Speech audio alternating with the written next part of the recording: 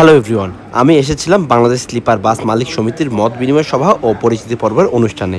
মূলত দুদিন পূর্বেই নতুন একটা কমিটির অনুমোদন দেওয়া হয়েছে। তো ওই কমিটিতে যারা যারা আছে সবাই বাংলাদেশে যেসব পরিচালিত স্লিপার বাসগুলো রয়েছে সেই বাসগুলোর কোম্পানির মালিকদের সাথে পরিচিত হবেন এবং বর্তমানে স্লিপার বাসগুলো নিয়ে মালিক পক্ষের যেসব প্রবলেমগুলো হচ্ছে সেই বিষয়গুলো তুলে ধরবেন এবং এগুলো থেকে উত্তরণের যে উপায়গুলো সেগুলো নিয়ে আজ মূলত এই সভাটা আয়োজন করা হয়েছে।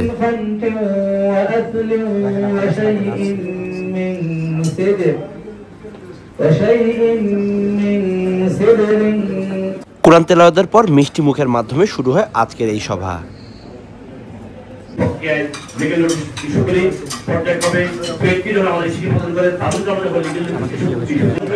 আমাদের সিনিয়র সভাপতি শহীদুল ইসলাম মল্লিক, সহসভাপতি জনাব মোহাম্মদ শাহ আলম, সহসভাপতি জনাব মোহাম্মদ মন্টু মিয়া, সহসভাপতি জনাব মোহাম্মদ দিদার হোসেন, সহসভাপতি জনাব মোহাম্মদ জাহাঙ্গীর, সাধারণ সম্পাদক আমি মোহাম্মদ ইসলাম বাবু, যুগ্ম সাধারণ সম্পাদক জনাব মুক্তার হোসেন দীপা, যুগ্ম সাধারণ সম্পাদক জনাব মোহাম্মদ ফরিদ হোসেন, সাংগঠনিক সম্পাদক জনাব কসিরউদ্দিন, সহ সাংগঠনিক সম্পাদক জনাব আনিসুর রহমান, সহ সাংগঠনিক সম্পাদক জনাব আহসান ইকবাল জিতু, দপ্তর সম্পাদক জনাব ইমরান হোসেন, সহ দপ্তর সম্পাদক জনাব মাসুদ রানা, কোষাধ্যক্ষ জনাব মোহাম্মদ জহির হক খান, প্রচার সম্পাদক মোহাম্মদ জসিম, সহপ্রচার সম্পাদক মোহাম্মদ ফখরুল ইসলাম, দপ্তর বিষয়ক সম্পাদক জনাব মোহাম্মদ বনিয়ামিন ফকির, কার্যকরী সদস্য মোহাম্মদ রতন, জনাব মোহাম্মদ সয়ন, মোহাম্মদ জলিল, মোহাম্মদ মঞ্জিদ, মোহাম্মদুল ইসলাম কার্যকরী সদস্য।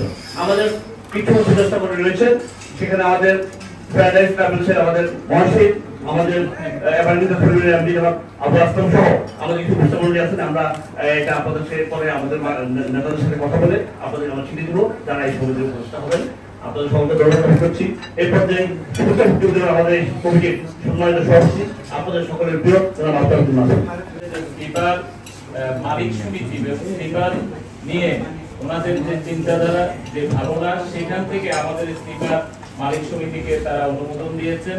এই জন্য আমাদের ব্যক্তিগত পক্ষ থেকে এবং আপনাদের সকলের পক্ষ থেকে আবারও কৃতজ্ঞতা প্রকাশ করছি।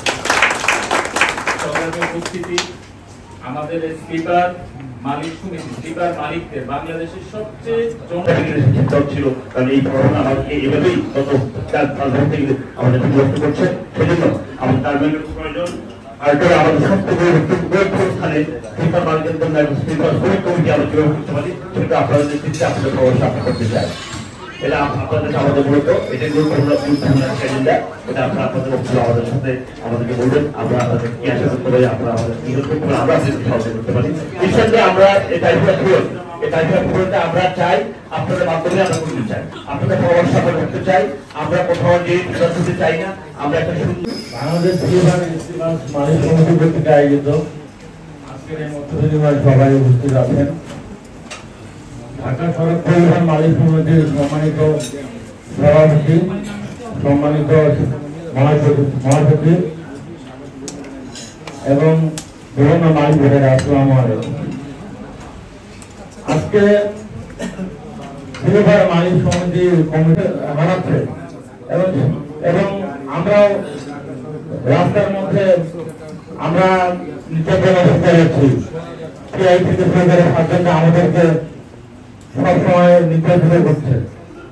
কিন্তু অনুরোধ থাকবে ভিআইপির সাথে আলাপ করে কিভাবে এই সমস্যার সমাধান দিতে করা যায়। যেহেতু আপনারা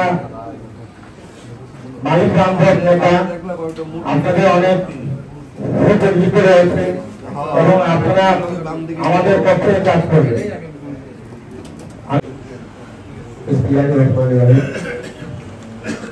আজকের মতামতময় উচিত সভায় ঢাকা সড়ক পরিবহন মালিক সমিতির সম্মানিত সভাপতি, সম্মানিত মহাসচিব সহ আমার সামনে উপস্থিত সকলকে আসসালামু আলাইকুম। আসলে আমি খুব বেশি দিন স্লিপার বাসের ব্যবসার মধ্যে আসি নাই, মাত্র 2 বছর ধরে ব্যবসার মধ্যে আছি। আমি আমার নিজের চিন্তাধারা থেকে আমি স্লিপার বাস সর্বপ্রথম পাবনাতে নিয়ে আসি এবং পাবনাতে যথেষ্ট সারা আমি এই স্লিপার বাসের মাধ্যমে পাই এবং 2 বছরের মধ্যে আমার ব্যানার বাংলাদেশ পরিবহন পাবনার মধ্যে অন্যতম জনপ্রিয় ব্যানার হয়ে ওঠে। কিন্তু এই দীর্ঘ পথ চলার মধ্যে আমি কিছু অসুবিধা ফিল করতেছি। সেটা হচ্ছে আমার গাড়ি 1 বছর চলে যাওয়ার পরে আমার গাড়ির রেজিস্ট্রেশন থাকা পরিস্থিতি করতে আবার হচ্ছে এবং নানান ভাবে মানে প্রশাসনিকভাবে আমাকে হয়রানি করা হচ্ছে। পাবনা থেকে ঢাকা আসতে আমাকে সেনাবাহিনী, ম্যাজিস্ট্রেট এবং চেক পোস্ট দ্বারা বিভিন্ন রকম ভাবে হয়রানি করা হচ্ছে এবং লাস্ট কিছুদিন আগে আমার একটা গাড়ি ডাম্পিংও করা হয়। তো এই সকল হয়রানি মানে যে কাগজপত্র যদি আমাদের সবকিছু ঠিক থাকে তাহলে আমরা এই হয়রানি থেকে করতে পারবো। আমি সভাপতি সাহেব এবং মহাসচিব সাহেবকে দৃষ্টি আকর্ষণ গ্রহণ করছি, আপনাদের সঠিক নির্দেশনা আমাদের প্রয়োজন এবং আমরা যাতে সঠিকভাবে ব্যবসা পরিচালনা করতে পারি এজন্য আপনাদের সহযোগিতা করতে পারবো। এবারে আমার বক্তব্য শেষ করছি। আসসালামু আলাইকুম ওয়া রাহমাতুল্লাহ।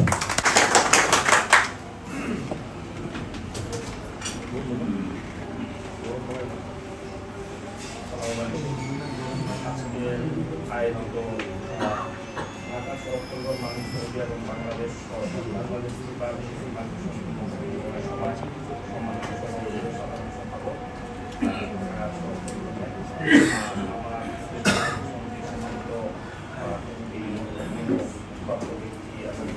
সকল মালিক সকলকে আসসালামু আলাইকুম। মূলত আসলে আমি 2017 সাল থেকেই বাংলাদেশে স্লিপার গাড়ির প্রচলন। আমি ব্যক্তিগতভাবে স্লিপার গাড়িটা পছন্দ করতাম না।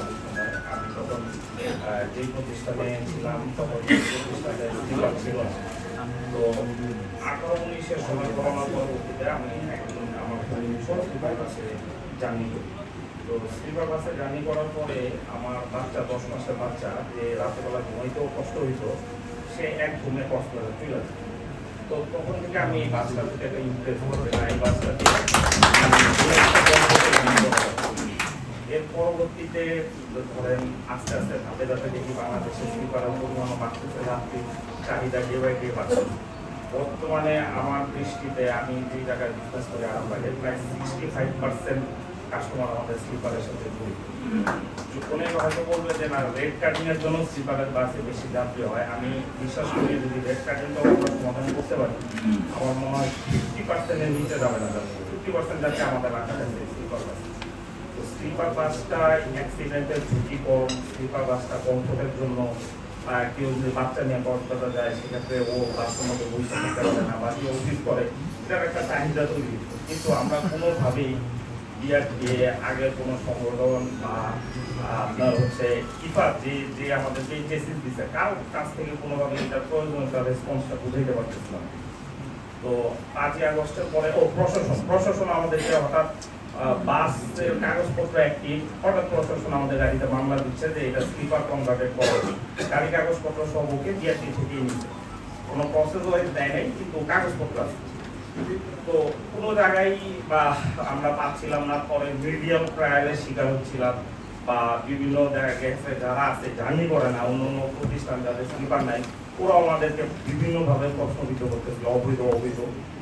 তো পরবর্তীতে আমরা মানে স্যারের কাছে সেবুল স্যার বাতেল স্যারের কাছে পেশ করি যে স্যার যেই বাসটা আপনার হচ্ছে অবৈধ বলতেছি কিন্তু ওইটার অ্যাক্সিডেন্ট রেশিও 10%ও নাই, 5%, আর যেইগুলা বৈধ আছে ওদের অ্যাক্সিডেন্টের রেশিও 20-25%।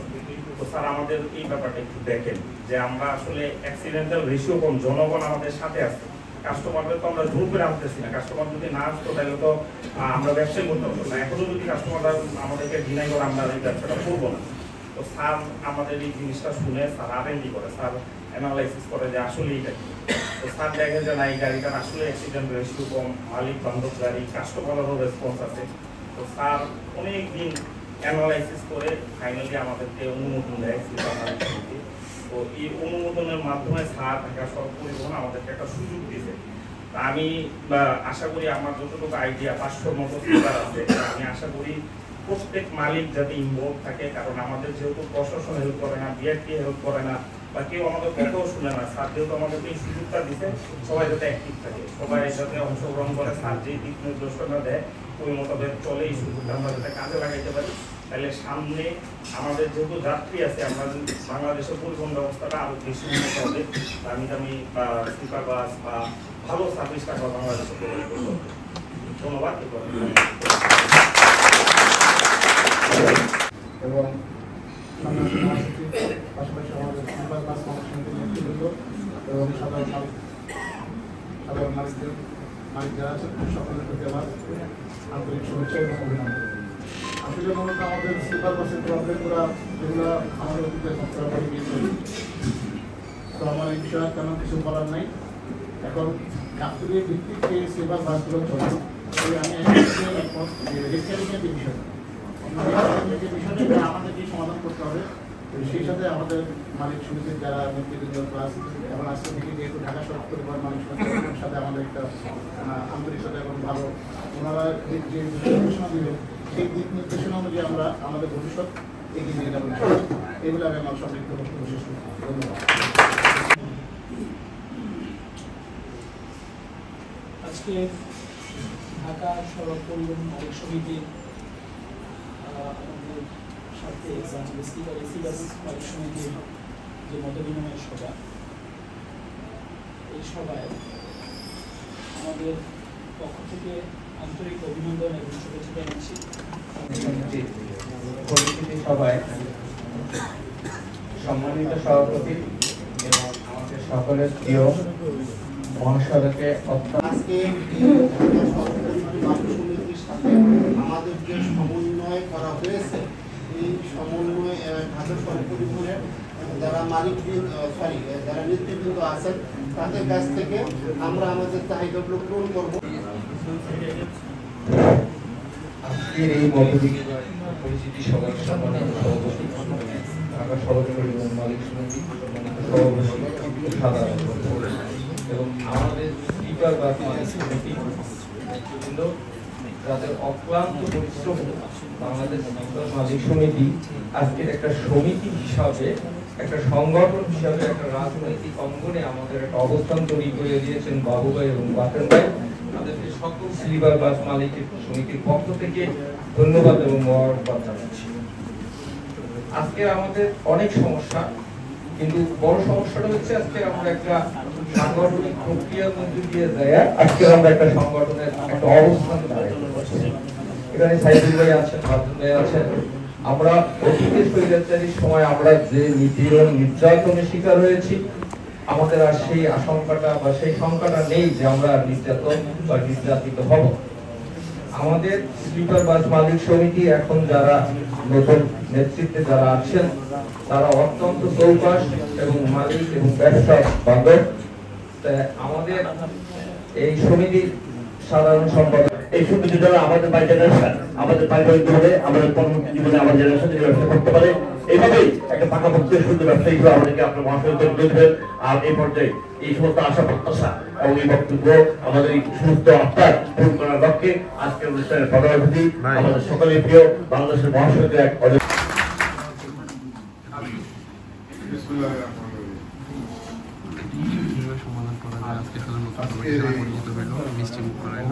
পরবর্তীতে করা হচ্ছে ড্রাইভারদের ট্রেনিং, বডি চেকআপ, চোখ চেকআপ, তারপর বিভিন্ন পয়েন্টগুলোতে হচ্ছে টার্মিনালের ব্যবস্থা করবে, গাড়ির বডি ফিটনেস, ট্যাক্স টোকেন, এগুলো নিয়ে কীভাবে সমাধান করা যায় সেই ব্যবস্থা নেবে কমিটি। নবগঠিত স্লিপার মালিক সমিতি সভাপতি সাধারণ অনেক পরিকল্পনা, অনেক কর্মকাণ্ড আছে যা আপনাদেরও করতে হবে, আমাদেরকে আপনাদেরকে পরামর্শ দিতে হবে, একসাথে কাজ করতে হবে। সেই সুযোগে আমি সংক্ষেপে বলতে চাই, এটা ছিল নদীমাতৃক দেশ, নৌ যোগাযোগ এবং ব্রিটিশরা যেটা রেল যোগাযোগ। স্বাধীনতা পরবর্তী আমরা সর্বপ্রথম আমলে এইটাকে গুরুত্ব দিয়ে যোগাযোগ ব্যবস্থাপনাকে এখন কিন্তু দাঁত প্রান্তে চলে গেছে প্রতিটা গ্রামে গঞ্জে আমাদের, সুতরাং এর গুরুত্ব বেড়েছে। যোগাযোগ ব্যবস্থাপনা, কর্ম পরিবহন, যাত্রী পরিবহন, দেশের আর্থিক সার্বিক উন্নয়নের এটা একটা বড় মাধ্যম হয়ে দাঁড়িয়েছে। কিন্তু দুঃখের বিষয় হলো সেই তুলনায় রাষ্ট্র দায়িত্ব নিয়ে যে অবকাঠামো এবং স্ট্রাকচারাল ফ্যাসিলিটি যেটাকে বলা হয়, রাস্তাঘাট, নিয়ম কানুন, শৃঙ্খলা, সুযোগ সুবিধা বা যান যে চলবে, এই যানগুলি কিভাবে চলবে, কারা চলাবে, কোন নিয়ম চলাবে, তেমনটা হয়নি। আছে ব্রিটিশ কিছু আইন, পরবর্তীতে পাকিস্তানের, পরবর্তীতে বাংলাদেশের সকল আইনেই আমি অনেক রিসার্চ করেছি, দিয়ে দেখছি যে নিপীড়ন, দমন, কি শাসন, মালিককে মামলা দেওয়া, চালককে মামলা দেওয়া, কিন্তু পক্ষান্তরে মামলা দিবে, শাসন করবে, কিন্তু শাসন না মানার কারণ কি, তার জন্য দায় কে, বা অনিয়ম হচ্ছে, অনিয়মের জন্য মূল দায়টা কার, এই জিনিস সম্পর্কে কোনো খেয়াল। ওগুলি পরে সরকারের দায়িত্ব বা ব্যবস্থাপনার দায়িত্ব। ব্যবস্থাপনাটা তো রাষ্ট্রের পক্ষে সরকার নিয়ে নেওয়া উচিত। আমি সংক্ষেপে ইঙ্গিত করলাম, আপনার সকলেই বিবেক করেন, আপনাদের যাদের কথাবার্তা শুনলাম এবং যাদেরকে দেখি, আমি তো আশান্বিত আপনাদেরকে সাথে নিয়ে ইনশাল্লাহ আগামীতে আমরা ঢাকা শহর আপনাদের সহযোগিতা পেলে এবং আমরা ইনশাল্লাহ ঐক্য থাকবো, সেক্ষেত্রে অনেক ভালো কিছু দিকে এগিয়ে দিতে পারবো। আমি অনেক জায়গায় এই 11 মাসে আপনাদের সংক্ষেপে বলি, আমাদের পদাচরণ অনেক জায়গায়, যেমন আমি হুমায়ুন সাহেবকে নিয়েছি, শ্রমিকের দুদু সাহেবকে নিয়েছি, আর আমাদের মূল নেতা শিমুল ভাইকে, তাকে সব উদ্দেশ্য একটা, যে পরিবহনকে সুশৃঙ্খল করতে হলে, সুবিধাজনক করতে হলে, যাত্রী বান্ধব করতে গেলে, নিরাপদ করতে গেলে, এবং যারা এখানে বিনিয়োগ করবে তাদের প্রথমত সম্মান প্রতিষ্ঠা করতে গেলে, তাদের বিনিয়োগটাকে নিশ্চিত করতে গেলে, নিরাপদ করতে গেলে, দেন এটা সুফল জনগণের এবং জনগণের মধ্যে করতে পারে এবং দেশের উন্নয়নের স্বার্থে দেখা যায়। সেই জিনিসগুলি সম্পর্কে কি কি উদাসীনতা, কি কি দুর্বলতা, কি কি কারণে হচ্ছে না, আর এই জিনিসগুলি আমরা উদ্ঘাটন করে সরকারকে বোঝাবো এবং একটা পরিস্থিতি এনে আমরা একটা গাইডলাইন তৈরি করার চেষ্টা করছি, যে আগামী দিনে অব্যাহতভাবে ঐক্যবদ্ধভাবে আমাদেরকে এই চেষ্টা করবো। আর দুঃখের বিষয় আমরা এই ধরনের একটা কাজ আমরা শুরু করছি, ভুল ত্রুটি এটাকে আমরা ভালোভাবে করে নিতে, প্রথমবার খারাপ হচ্ছে, দ্বিতীয়বার ভালো, কিন্তু গত 17 বছর আমি সমালোচনার জন্য বলছি না, 80 সালে ব্যবসা হচ্ছে, আমি 84 সালে এসেছি, বয়স তো অনেক হয়ে গেছে, বয়স আসলে অনেক বয়স হয়ে গেছে, অভিজ্ঞতা আবিধানিকভাবে যাই থাকুক না কেন, প্র্যাকটিক্যালি বা সরেজমিনে অনেকটা আছে। আমাদের এই সমিতির প্রতিষ্ঠাতা জয়নুল আবদিন হাজি সাহেব, এয়ারবাস হোসেন ইসলাম সাহেব, মির্জা আব্বাস সাহেব, তাদের সাথে আমাদের কাজ করা শুরু হয়েছে। তো সুতরাং প্রতিটা দপ্তর, সরকার, দেশ সবকিছু জানি। একটা জিনিসই এখানে দেখা গেল যে সবচেয়ে বড় বাধা, সেটা হলো কি, ভালো কোনো কিছুকে সহজভাবে কেউ নিতে চায় না, সরকার বা প্রশাসন।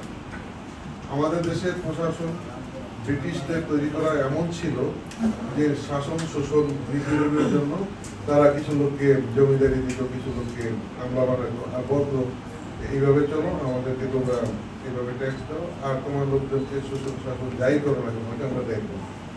এটা ছিল প্রধান। কিন্তু আমার কথা হলো, এইখন বর্তমানে যারা প্রশাসন, বিভিন্ন প্রশাসনের মধ্যে বিভিন্ন স্তর আছে, বা রাজনীতিবিদ বা ব্যবসায়ী বা চাকরিজীবী, সকলেই তো এই দেশের লোক, আমরা স্বাধীন দেশের লোক এবং সামান্য। আর অন্যান্যগুলি আমি তুলনামূলক দেখলাম, ওই যে যেটা যেহেতু পরিসংখ্যান দিল, যে তার চাইতেও বেশি, তাহলে এটার দোষ কি? তখন জানতে পারলাম যে এটা টাইপ এপ্রুভাল ছাড়া তৈরি করে। টাইপ এপ্রুভাল করে আমি সিদ্ধান্ত জিজ্ঞেস করলাম, আপনার রেজিস্ট্রেশন দেওয়ার পর আপনি বললেন যে আপনার এটা এইভাবে হওয়া উচিত ছিল, এটা এইভাবে আসলে ঠিক হয়নি। একটা, দুইটা, পাঁচটা হওয়ার পরে যদি ধরতেন, তাহলে তো এটা সংশোধন গাইতে না, আমার গাইতে না, ওই গাইতে, যার দিকে আমি আপনারা এটা টানবো না, আমরা একই হয় না। আর দ্বিতীয়ত কথা হলো, আমাদের যে যারা ব্রোকার থাকে, যারা আমাদের গাড়িতে টিকিট কেটে দেয়, তারা যাত্রী থেকে ভাড়া নিল 1200 টাকা, গাড়িতে এসে দিল 500 টাকা। এটা হবে। এই কাজগুলি করতে হলে আমাদের যে মোটামুটি এতক্ষণ আপনারা গাবতলী এবং আরামবাগ কেন্দ্রিক যেসব বাস কোম্পানিগুলো রয়েছে তাদের বিভিন্ন যে প্রবলেমগুলো সেগুলো তুলে ধরেছেন, সেগুলো শুনতে পেয়েছেন। তবে অনেক বিষয় হয়তো ক্লিয়ার না আপনারা, তবে এর মধ্যে আমি বলে রাখি, একটা হলো রেট কাটিং। এই আলোচনা সভায় একটা আলোচনা করা হয়েছে, যেটা হচ্ছে বাসের ভাড়া একটা নির্ধারিত থাকবে, এর নিচে কেউ সেল করতে পারবে না। স্লিপার বাসগুলোর জন্য আরামবাগ এবং গাবতলী উভয় জায়গাতে একটা টার্মিনালের ব্যবস্থা করা হবে। এছাড়া যে বাসগুলোর ফিটনেস দিচ্ছে না, সেগুলো নিয়ে কমিটি ব্যবস্থা করবে কিভাবে এই বাসগুলোর ফিটনেস নেওয়া যায়। এছাড়াও ট্যাক্স টোকেন বা বিভিন্ন রকমের হয়রানি, এই বিষয়গুলো থেকে কিভাবে খুব দ্রুত উত্তরণ করা সম্ভব, এই কমিটি সেই বিষয়গুলোর দিকে নজর রাখবে। এছাড়াও পরবর্তীতে বাসের ড্রাইভার বা গাইড বা হেল্পার যারা রয়েছে তাদের বডি চেক আপ বা চোখের চেক আপ, এরকম আরও বিভিন্ন রকম স্টেপ তারা পরবর্তীতে আস্তে ধীরে নেবে।